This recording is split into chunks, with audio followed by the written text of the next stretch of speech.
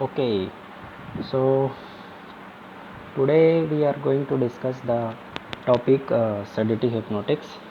Sedative hypnotics are the drug which are used to give the sedation or the calmness to the CNS or the brain, and hypnotics means the drug which are generally producing the sleep effect. These drugs are basically the similar type of drug which are in low dose causing the sedation, and at high dose they are causing the hypnotic effect. The sedative hypnotics drug are the non-selective or general depressant of the CNS, मतलब CNS को ये depress करते हैं, calm down करते हैं, उनके excitement को कम करते हैं. And these drugs are use to reduce the restlessness. Means अगर किसी को रेस्टलेसनेस हो गया है, अनकंफर्टेबल लग रहा है या इमोशनल टेंशन है, तो उसको कम करने के लिए ये ड्रग काम आते हैं. This drug are causing the sleep and they produce the sedation effect. Means brain को स्टेबल करते हैं, शांत करने के लिए ये ड्रग काम आते हैं. At higher dose these drugs are act as an hypnotics. और ये जो ड्रग होते हैं hypnotic ड्रग जो कि स्लीप इंड्यूस करने के लिए काम आते हैं, ये ड्रग की कुछ आइडियल कैरेक्टरिस्टिक्स होनी चाहिए. जैसे कि ये जो स्लीप इंड्यूस करते हैं, it must be natural sleep. जैसे कि आप नेचुरली सोते हैं वैसा स्लीप ये प्रोड्यूस करना चाहिए. There is no undesirable day time sedation must not be caused by this drug and should not be produce the drowsiness. जैसे कि आप सो के उठते हैं तो आपको जो फील होता है आलसपन, उसी को हम ड्राउजीनेस बोलते हैं. तो ड्राउसीनेस नहीं आना चाहिए ये ड्रग लेने के बाद. और this drug should not cause the dependency. मतलब ऐसा नहीं है कि आपको सोने के लिए हर बार इस ड्रग की ज़रूरत पड़नी चाहिए. ड्रग इंटरेक्शन भी नहीं होना चाहिए. मतलब दूसरा ड्रग अगर आप इसके साथ में ले रहे हैं तो उसके साथ इंटरेक्शन भी नहीं होना चाहिए. और ओवरडोज लेने पर कोई हार्मफुल इफेक्ट भी नहीं आना चाहिए. कभी कभी हम गलती से क्या करते हैं कि अगर हमको सिडेशन नहीं आ रहा है या नींद नहीं आ रही है तो हम कई बार थोड़ा ज़्यादा एक टैबलेट की जगह में 2 टैबलेट ले लेते हैं. तो ऐसा नहीं कि ओवरडोज हो जाए. तो overdose must not be cause by this drug when it is taken into the double dose. So this is about the sedative hypnotics. तो sedative means the drug जो हमारे ब्रेन को शांत करते हैं, हमारे CNS को काम डाउन करते हैं. और उन्हीं ड्रग को जब हम थोड़े से हायर डोज में लेते हैं तो वो hypnotic इफेक्ट देते हैं, मतलब स्लीप इंड्यूस कर सकते हैं. So this is called the sedative and hypnotics. अगर हम क्लासिफिकेशन की बात करें, so if we see the classification of the drug, so generally the sedative hypnotic drugs are represented by the barbiturates and benzodiazepines. Barbiturate, तो यहाँ पर जो हम सेडेटिव हिप्नोटिक का क्लासिफिकेशन देखेंगे वहाँ पर ड्रग को 3 बेसिक क्लास में डिवाइड किया गया है. पहला क्लास है बारबिचुरेट्स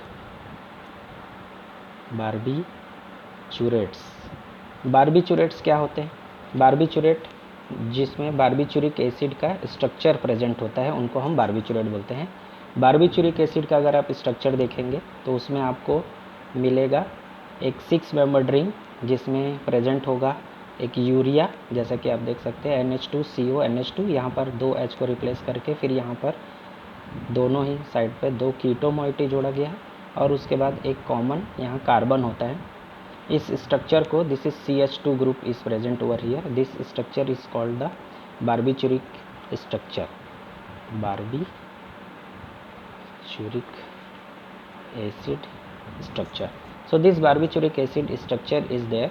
इसी को हम बोलते हैं बारबिचुरेट. तो जिस ड्रग के अंदर ये रिंग प्रेजेंट होता है उनको हम बारबिचुरेट्स बोलते हैं. बारबिचुरेट्स को on the basis of onset of action and duration of action 4 category में डिवाइड किया गया है, 4 कैटेगरीज में. ऑनसेट ऑफ एक्शन मतलब एक्शन कब स्टार्ट होगा, और ड्यूरेशन ऑफ एक्शन मतलब वो एक्शन कितने समय तक चलता रहेगा. तो ऑनसेट ऑफ एक्शन और ड्यूरेशन ऑफ एक्शन के बेसिस पे बारबिचुरेट्स को 4 कैटेगरीज में डिवाइड किया गया. सबसे पहला है ultra short acting barbiturate. Ultra short acting जो बारबिचुरेट्स हैं, वो जो बारबिचुरेट हैं उनका ऑनसेट ऑफ एक्शन सेकेंड्स में स्टार्ट हो जाता है और ड्यूरेशन ऑफ एक्शन इनका 30 मिनट्स का होता है, जैसे कि थायोपेंटल सोडियम। उसी टाइप से सेकंड कैटेगरी है, second category is short duration of action वाला barbiturate, that is called short duration barbiturate. Short duration जो अल्ट्रा शॉर्ट एक्टिंग से ज़्यादा समय तक ज़्यादा ड्यूरेशन ऑफ एक्शन देते हैं, जैसे कि 2 घंटे तक, उसको हम बोलते हैं शॉर्ट ड्यूरेशन वाले बारबिचुरेट। इसमें एग्जांपल है जैसे कि आपका है पेंटोबार्बिटल,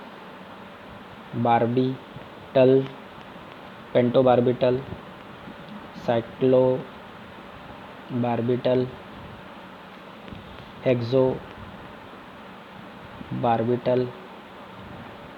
हेक्सोबार्बिटल।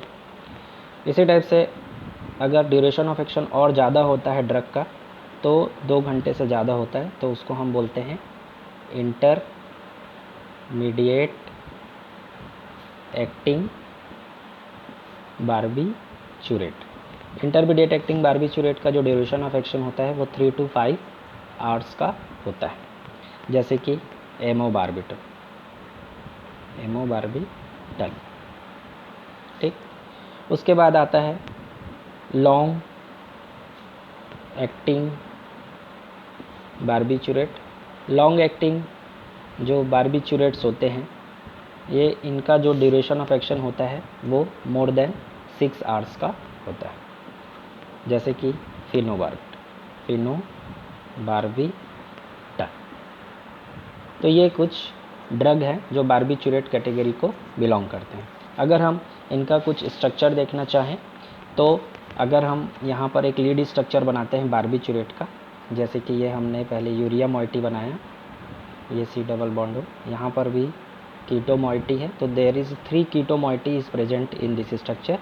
इसमें हम यूरिया को इस दो N यहाँ पर दिख रहा है, पहले N को हम नंबरिंग करेंगे 1, दूसरे कीटो को 2, यहाँ पर आएगा 3, 4, 5 और इसको बोलेंगे 6। यहाँ पर सब्सटीट्यूशन, तो ज़्यादातर बारबिचुरेट में जो सब्सटीट्यूशन आपको मिलेगा वो 5 पोजीशन मिलेगा। यहाँ पर जो दोनों CH2 का H है वो दोनों रिप्लेस हो सकता है, और दोनों का रिप्लेस करके यहाँ पर ग्रुप लगते हैं। तो अभी हम यहाँ पर लिखते हैं R1 और R2। N1 और ये जो सेकंड वाला N है, तो थर्ड वाला जो N है उसमें जनरली हमारे पास कोई ड्रग नहीं है, जिसमें ये इसलिए NH हो जाता है क्योंकि नाइट्रोजन की वैलेंसी 3 होती है। फर्स्ट वाला N कुछ ड्रग में सब्सटीट्यूटेड रहता है, तो ये R1 R2 हो गया। यहाँ पर जो ग्रुप लगेगा उसको अगर हम अभी बोल रहे हैं R3, तो यहाँ पर R1 R2 और R3 के बेसिस पे हमारे पास कुछ ड्रग आपको देखने के लिए मिलेगा। जैसे कि फॉर एग्जांपल कुछ कॉमन से स्टार्ट करते हैं, तो सबसे कॉमन बारबिचुरेट में आता है बारबिटल।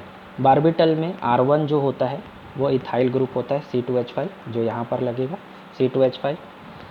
R2 भी इसमें C2H5 मतलब CH2CH3, इसको हम CH2CH3 भी लिख सकते हैं। और R3 जो होता है मतलब ये N, यहाँ पर NH ग्रुप प्रेजेंट रहता है, अनसब्स्टिट्यूटेड यूरिया मॉइटी या अनसब्स्टिट्यूटेड फर्स्ट नाइट्रोजन यहाँ पर रहता है। अगर हम कुछ और एग्जांपल देखें, जैसे कि अगर हम एग्जांपल देखेंगे पेंटोबार्बिटल का, पेंटोबार्बिटल जो कि शॉर्ट ड्यूरेशन ऑफ एक्शन का पहला ड्रग है। पेंटोबार्बिचुरेट भी बोलते हैं और पेंटोबार्बिटल्स भी बोलते हैं। तो पेंटोबार्बिटल में एक जो सब्स्टिट्यूशन है 5th पोजीशन में, वो इथाइल ग्रुप ही होता है। सेकंड जो ग्रुप होता है वो आपका C पेंटाइल, ब्रांच्ड पेंटाइल चैन यहाँ पर होता है। तो यहाँ पर CH3 C, then CH2 CH2 और CH3, 1 2 3 4 5 कार्बन होता है।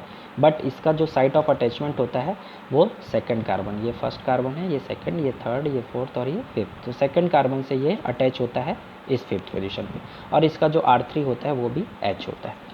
उसी टाइप से अगर आप पेंटोबार्बिटल के साथ अगर आप देखें, तो अगर आपको थायोपेंटल सोडियम का स्ट्रक्चर देखना है जो कि अल्ट्रा शॉर्ट एक्टिंग है, तो उसमें कुछ नहीं होता है। पेंटोबार्बिटल में ही जो सेकंड पोजीशन का C डबल बॉन्ड O है, इस C डबल बॉन्ड O की जगह में यहाँ पर C डबल बॉन्ड S मतलब थायो ग्रुप प्रेजेंट होता है, इसलिए इसको बोलते हैं थायोपेंटल सोडियम।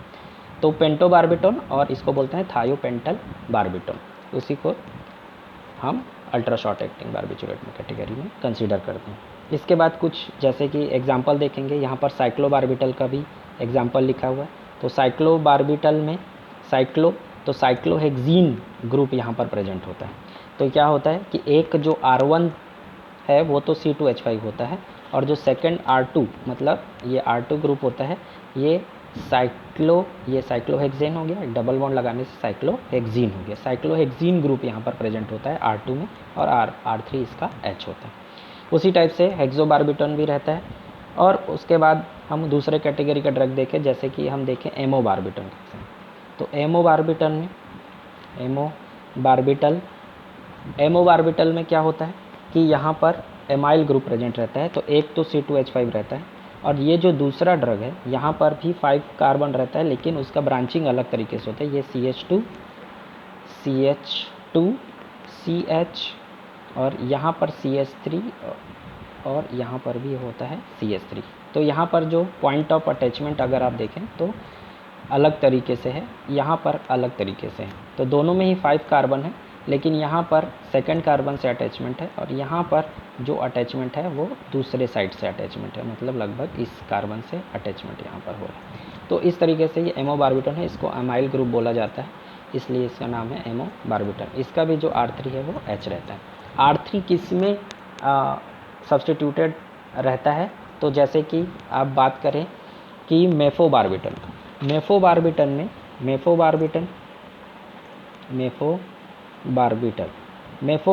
में यहाँ पर R3 में आपको एक एक्स्ट्रा मेथाइल ग्रुप देखने के लिए मिलेगा, CH3। इसको हम Me भी लिखते हैं, Me फॉर मेथाइल। मेफोबारबिटन रहता है। तो मेफोबारबिटन में क्या रहता है? यहाँ मेथाइल रहता है, और यहाँ पर क्या रहता है? तो यहाँ पर C2H5 रहता है, और यहाँ पर रहता है C6H5, मतलब कि फिनाइल। मेफो फॉर फिनाइल मतलब C6H5, या इसको हम ऐसे सिंपल बेंजीन रिंग, और यहाँ पर ऐसा भी लिख सकते हैं, ये फिनाइल रिंग है, इसी को C6H5 लिखते हैं। अगर हम फिनोबारबिटन की बात करें तो फिनोबारबिटन में अगर हम मेफोबारबिटन का मेथाइल ग्रुप हटा देते हैं, मतलब यहाँ पर H लिख देते हैं, तो C2H5 और C6H5 प्रेजेंस के कारण इसी स्ट्रक्चर को हम बोलेंगे फिनोबारबिटन।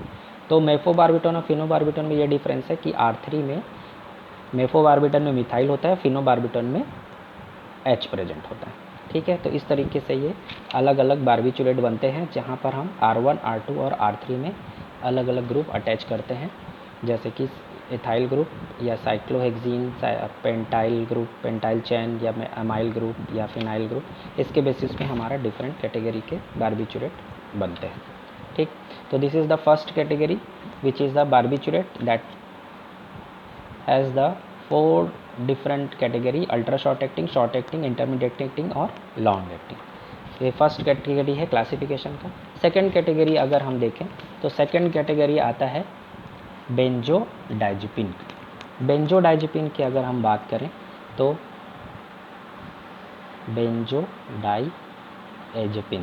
बेंजोडाइज़ेपिन्स बेसिकली एंटी एंजाइटी ड्रग आते हैं, बट वो भी स्लीप इंड्यूस करते हैं और कामनेस प्रोड्यूस करते हैं, इसलिए हम उसको सेडेटिव हिप्नोटिक्स के जैसे भी यूज़ कर सकते हैं। बेंजोडाइज़ेपिन का जो स्ट्रक्चर होता है, इसमें बेंजीन होता है और डाइएजेपिन होता है। डाइएजेपिन 7 मेंबर्ड हेट्रोसाइक्लिक रिंग होता है, जिसमें डाइएजा मतलब एजा मतलब नाइट्रोजन, डाई मतलब दो नाइट्रोजन ग्रुप वाला 7 मेंबर्ड रिंग इसमें प्रेजेंट होता है, जिसमें बेंजीन फ्यूज़ होता है। तो इसलिए ये हो गया बेंजीन, इस तरीके से ये बेंजीन हो गया। एजेपिन बनाना है हमको, तो एजेपिन बनाने के लिए हम 2 नाइट्रोजन वाला 7 मेंबर्ड रिंग, तो ये 1 2 3 हो गया, 4 5 6 में यहाँ पर नाइट्रोजन मिलेगा, और फिर ये 7 मेंबर्ड ये पोजीशन। तो 1 2 3 4 5 6 7 यहाँ पर एक बेंजीन रिंग जनरली प्रेजेंट होता है किसी भी बारबिचुरेट के अंदर। तो ये 2 नाइट्रोजन बनता है, एक डबल बॉन्ड यहाँ पर प्रेजेंट रहेगा, और ये वाला जो थर्ड पॉइंट है 1 2 3 थर्ड पॉइंट जो है इसका सैचुरेटेड रहता है, फर्स्ट पॉइंट भी सैचुरेटेड रहता है। तो बेंजोडाइज़ेपिन का बेसिक स्ट्रक्चर है, यहाँ पर एक कीटोन ग्रुप प्रेजेंट रहता है, और ये N है। तो यहाँ पर क्या होता है कि हम सब्सटीट्यूशन देखेंगे कहाँ कहाँ लगता है, तो एक N में सब्सटीट्यूशन होता है, उसको हम R1 बोलते हैं। बेंजीन में इस पोजीशन पे सब्सटीट्यूशन है, इसको हम बोलते हैं R2। इस थर्ड रिंग में प्रेजेंस में सब्सटीट्यूशन हो सकता है, इसको हम R3 बोलते हैं, जो जनरली ऑर्थो पोजीशन में होता है। और उसके बाद इस सैचुरेटेड पॉइंट पर भी कभी कभी आपको सब्स्टिट्यूशन कुछ ड्रग के अंदर देखने मिलेगा, इसको हम R4 बोलते हैं। इसका नंबरिंग की अगर बात करें तो इस नाइट्रोजन को हम देते हैं 1, ये 1 है, 2 है, 3 है, 4 है, 5 है, 6 है, 7 है, 8 है और ये 9 है। तो यहाँ पर आपको 1, 3 और 5th पोजीशन के फिनाइल रिंग में और 7th पोजीशन में सब्स्टिट्यूशन देखने मिलेगा। तो बेंजोडाइजेपिन में कौन कौन से ड्रग आते हैं उसको देखते हैं। तो यहाँ पर अगर हम लिख लें R1, R2, R3 और क्या लिख लेते हैं R4। तो यहाँ पर सब्स्टिट्यूशन के बेसिस पे सबसे पहला जो ड्रग बनता है हमारा, सबसे कॉमन ड्रग है जो इस कैटेगरी का वेल नोन है, दैट इज़ डायजेपम। डायजेपम को हमको डिटेल से भी डील करना है। डायजेपम में R1 में प्रेजेंट होता है CH3, R2 में प्रेजेंट होता है क्लोरीन और R3 और R4 में हाइड्रोजन प्रेजेंट होता है। उसी तरीके से और भी ड्रग है जैसे कि नाइट्राजेपम।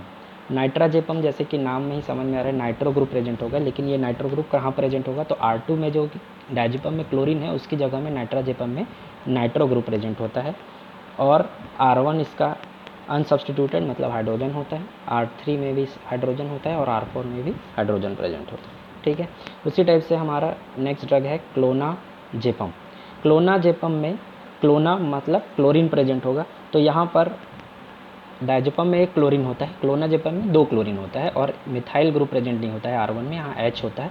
और 2 क्लोरीन ग्रुप कहाँ कहाँ प्रेजेंट होता है, तो R2 में एक Cl है और R3 में भी क्या है, एक क्लोरीन ग्रुप प्रेजेंट है। 2 क्लोरीन होने के कारण इसको हम बोलते हैं क्लोनाजेपम और R4 में हाइड्रोजन होता है। ऑक्साजेपम भी एक और ड्रग हम देख लेते हैं, उसके बाद आगे बढ़ेंगे। ऑक्साजेपम में भी यहाँ पर हाइड्रोजन होता है, एक क्लोरीन होता है R2 में, R3 इसका अनसब्स्टिट्यूटेड होता है। हाँ, ऑक्साजेपम में R4 में आपको ऑक्सा मिलता है, हाइड्रोक्सी ग्रुप देखने के लिए मिलता है, इसलिए इसको बोलते हैं ऑक्साजेपम क्योंकि इसमें हाइड्रोक्सी ग्रुप R4 में प्रेजेंट होता है। तो ये कुछ एग्जाम्पल हमने लिया हुआ है बेंजोडाइजेपिन से, बाकी एग्जाम्पल आप अपने से देख सकते हैं।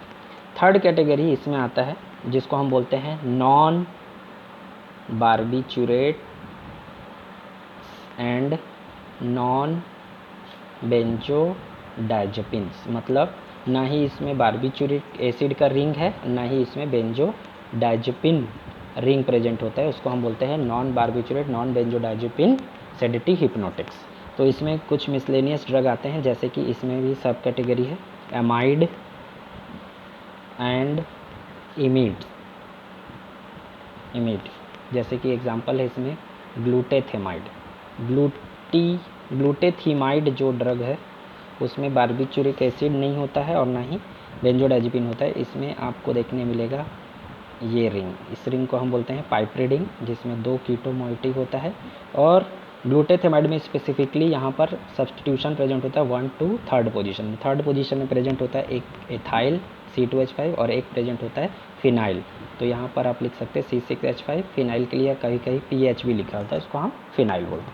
तो ये इस तरीके से आपको ग्लूटेथेमाइड के स्ट्रक्चर है। और इसी में एक और कैटेगरी आता है जिसको हम बोलते हैं इमिडाजोपायरिडीन एक फ्यूज रिंग है जिसमें इमिडाजोल और पायरिडीन फ्यूज होता है। इसमें एग्जांपल में आता है जोल्पिडेम, जोलीपैम, ये कुछ ड्रग आते हैं। तो अभी हम यहाँ स्ट्रक्चर नहीं देख रहे हैं, नाम देख लेते हैं जोल्पिडेम। तो ये क्लासिफिकेशन है पूरा बार्बिचुरेट का, सेडेटिव हिप्नोटिक्स का, जो 3 कैटेगरी में है, बार्बिचुरेट, बेंजोडाइजेपिन और non barbiturate non benzodiazepine. So this is the classification of the barbiturates, sedative and hypnotics. Okay.